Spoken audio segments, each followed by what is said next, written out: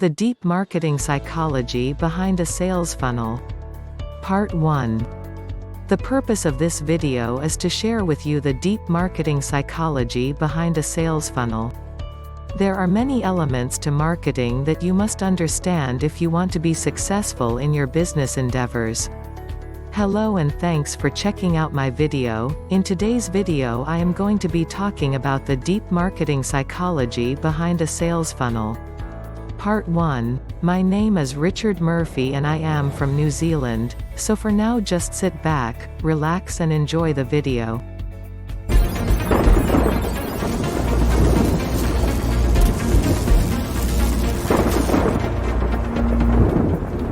Understanding these components can help you target potential customers and become an expert in your field. Understanding how to make the most out of the marketing tools that you have available to you is key to your business being a success. The first element of the funnel is the prospect. The prospect is the person or company that you will be selling to in the near future. They will be the people who you will be calling, emailing, and meeting face-to-face. The goal of your sales efforts is to acquire new customers and convert them into leads. A good understanding of who your customers are is essential to this process. Your next action should be identifying which prospects are most likely to purchase from you in the future. The way that you do this is by researching what your competitors are doing. You can do this through the research that you conduct on prospective customers online and in print.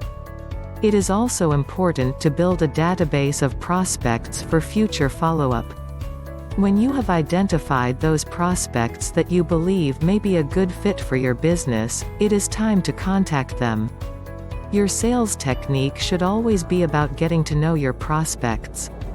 The reason for this is that you want to be able to trust your prospect.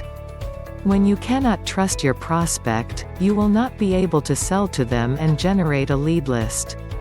When you contact a prospect, it is very important that you offer something free. Free offers are a great way to not only entice a customer to fill out the contact form on your list, but also to get them to provide you with their email address. This email address is the foundation of a list of future customers.